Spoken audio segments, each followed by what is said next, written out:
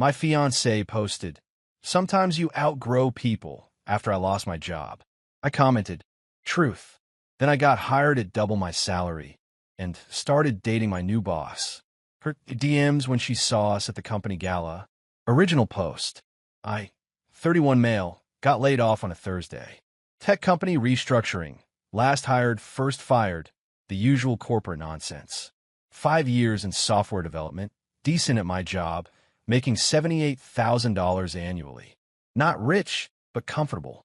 My fiancée, Amber, 29, took it. Weird. We've been engaged for 8 months. Together for 3 years total. Lived separately. She had her apartment. I had mine. We've been talking about getting a place together after the wedding next spring. That Friday night, she came over. I'd spent the day applying to jobs, updating my resume, being productive. Made dinner, open wine, try to keep things normal. "So, how long till you find something?" she asked, barely touching her food. Hard to say. Could be a few weeks, could be a few months. I've got savings for 6 months of expenses. 6 months. Her face did this thing. Hard to describe. Like she'd bitten into something sour. Yeah, been saving specifically for emergencies. I'll be fine. She left early. Said she had a headache. Saturday morning, scrolling Instagram. There it was. Amber's post. A photo of her at some coffee shop, looking contemplative. Caption. "Sometimes you outgrow people, butterfly. Not everyone can match your energy and ambition. Choose yourself." Hashtag growth, hashtag moving forward, hashtag know your worth. Posted 4 hours ago. 32 likes already. Her friends commenting, "Yas queen, and you deserve better." My phone buzzed. Text from her. "We need to talk." Called her immediately. "What's this post about?" "Ethan, I've been thinking. With everything happening with your job, I don't think we're in the same place anymore. I lost my job 2 days ago. I know, and it made me realize we want different things. I'm building a career, moving up at the firm. I need a partner who's on my level." The firm. She was an HR coordinator making $52,000. I'd literally been making more than her until Thursday. "So you're breaking up with me because I got laid off?" "I'm ending things because you don't have a drive I need in a partner." This just clarified things. Hung up. Stare at my phone. 3 years. 3 years, and the moment I hit a bump, she's out. Opened Instagram. Looked at her post again. All those comments. Her smug photo. Commented, "Truth." Then blocked her on everything. Update 1. 2 weeks after the breakup, I got a call back from a company I'd interviewed with before getting laid off. They'd just gotten funding and were expanding fast.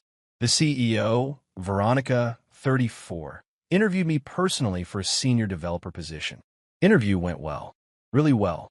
She was sharp, asked actual technical questions instead of the usual BS, and seemed genuinely impressed with my portfolio. We talked for 2 hours, way longer than scheduled. The position is $165,000 base, plus equity and full benefits. "Can you start in 2 weeks?" I try not to look shocked. That was more than double my old salary. "Yes, absolutely." "Great. Welcome to the team, Ethan." Shook hands. Left feeling like I'd won the lottery. Started the job 3 weeks post-breakup. The company was smaller, about 30 people, but growing fast. Veronica was hands-on, brilliant, and surprisingly easy to work with. We clicked professionally right away. First month flew by. The work was challenging but satisfying. Team was solid. In Veronica, she was impressive. Built the company from nothing, turned down acquisition offers, genuinely cared about the product and the people. We started getting coffee between meetings. Then lunch. Nothing unprofessional, just 2 people who got along. 6 weeks in, working late on a deadline. Just me and Veronica in the office around 9 p.m. "You want to grab dinner?" she asked. "There's a Thai place that's still open." We went. Talked about everything except work. Her divorce 2 years ago. My recent breakup. Shared horror stories. Laughed a lot. At the end, walking to our cars. This was nice. We should do it again sometime. Off the clock. She smiled. "I'd like that." We started seeing each other. Carefully. No PDA at work. Kept it professional during business hours. But outside, we fit. She got my sense of humor. I appreciated her drive. It just worked. 2 months after I started, The company holiday gala was announced. Big deal. Investors, clients, fancy venue. Partners encouraged. "Want to be my date?" Veronica asked over dinner one night. People will talk. People always talk. I'm the CEO, you're senior developer. We're both adults. And honestly, I don't care what they think. Then yes, the gala was in 3 weeks. Black tie, open bar, the whole deal. Meanwhile, I'd been completely offline from Amber's world. Blocked on everything. Mutual friends had picked sides or stayed neutral. I had no idea what she was up to. Then, 2 days before the gala, I got a DM on LinkedIn. "Amber, hey, hope you're doing okay. I've been thinking about you." Ignored it. Next day, another. "I heard you found a new job. That's great. Maybe we could grab coffee and catch up." Still ignored. Day of the gala, my phone buzzed. Text from an unknown number. "It's Amber. Got your number from Kevin. Please don't block me. I miss you. I made a mistake." Kevin, my former coworker. Guess he'd given her my new number. Cool. Blocked the number. That evening, getting ready for the gala, Veronica texted, "Picking you up at 7. Wear the navy suit. Bossy. You like it? Fair." The venue is gorgeous.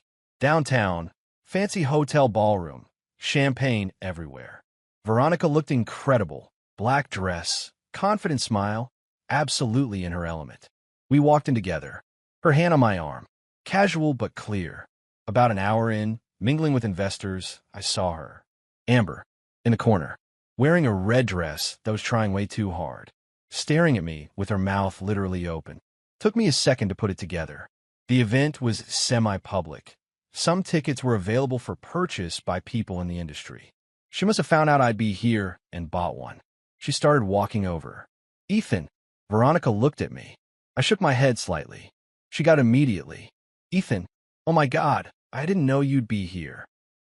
Amber's voice was too loud. People were looking. "Amber, you look amazing. I mean, you always did, but..." She noticed Veronica. "Oh, hi." Veronica said coolly. "I'm Amber. Ethan's..." She paused. "We're old friends. Veronica, Ethan's girlfriend, and his boss. Nice to meet you." Amber's face did something amazing. Shock, confusion, anger all at once. "Your girlfriend? And boss? That's..." She caught herself. "Wow, that happened fast. About as fast as you dumping me for getting laid off," I said calmly. Her face went red. "That's not fair. I was going through things. You posted on Instagram that you'd outgrown me. 2 days after I lost my job. I commented truth because it was true. We weren't right for each other. But I..." "Excuse us," Veronica said smoothly. "We have some investors to meet. Enjoy the evening." We walked away. Amber stood there, frozen. "That was her?"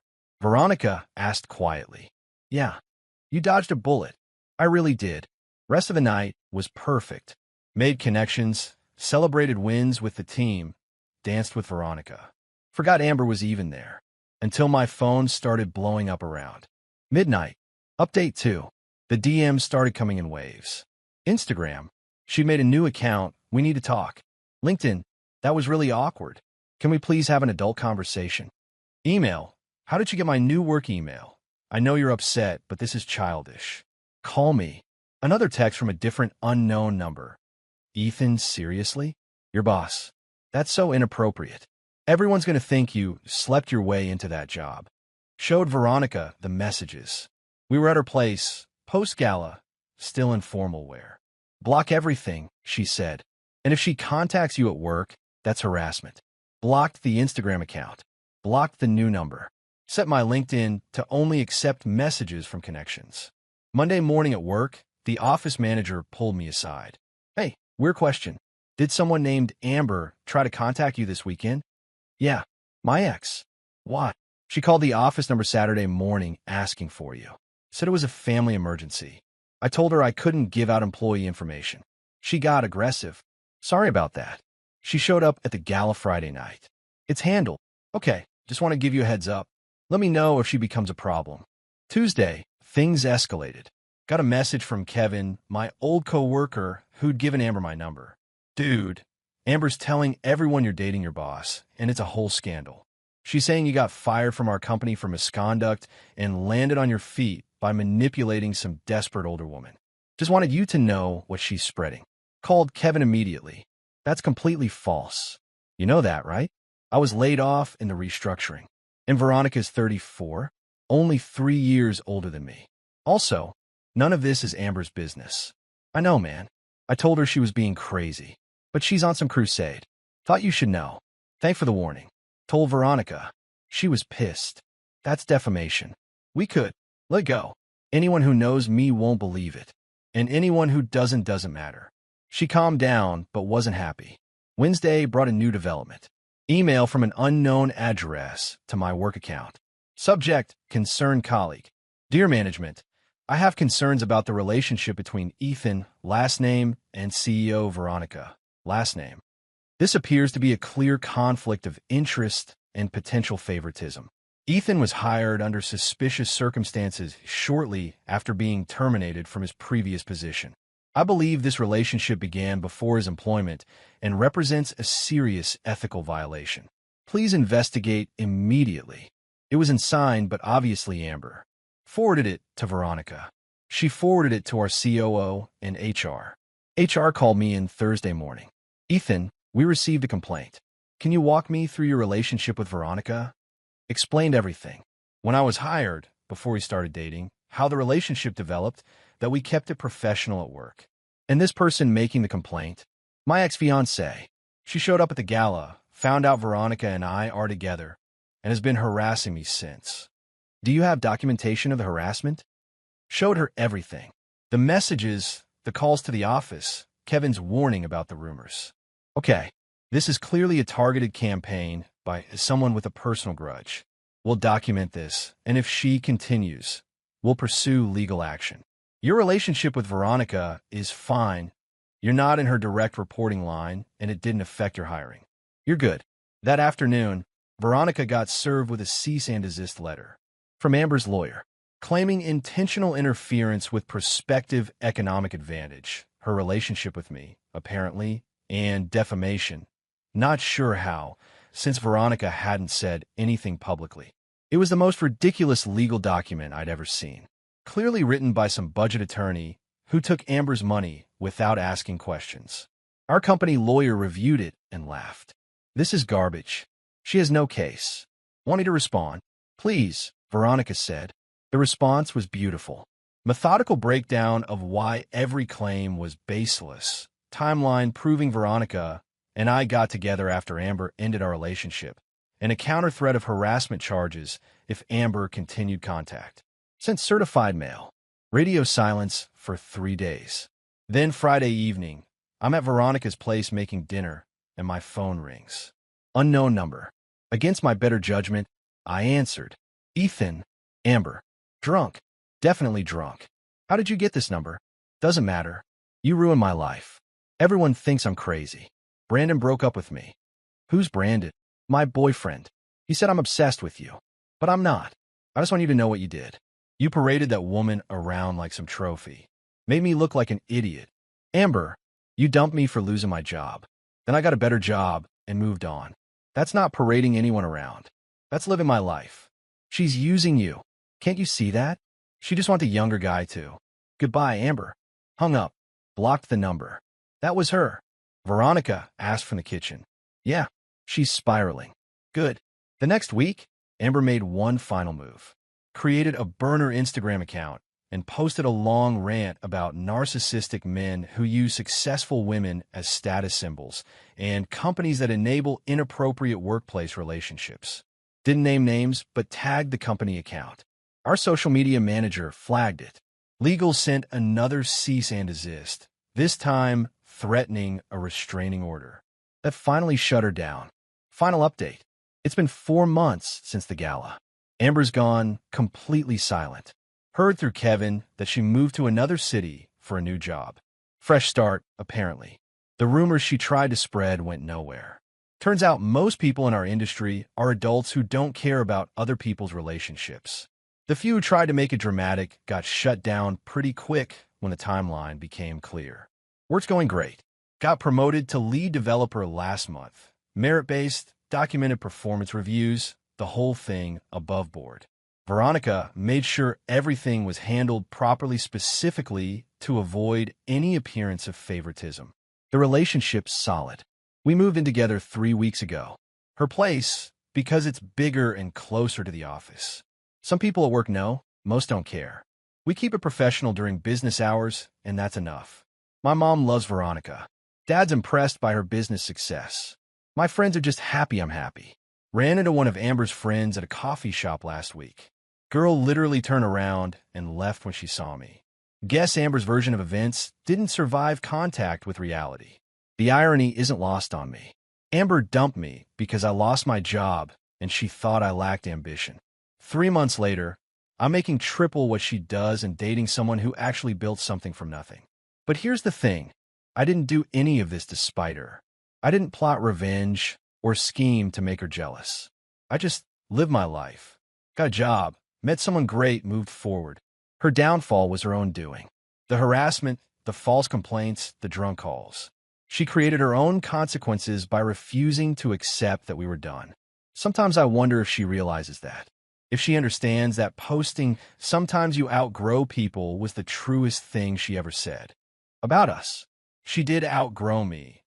Outgrew basic decency, outgrew maturity, outgrew whatever made her a decent person to begin with. I commented truth because it was true. We weren't right for each other, but not for the reason she thought. Do I feel bad? Not really. Sympathetic maybe in the abstract, but mostly just relieved. Relieved I found out who she really was before we got married.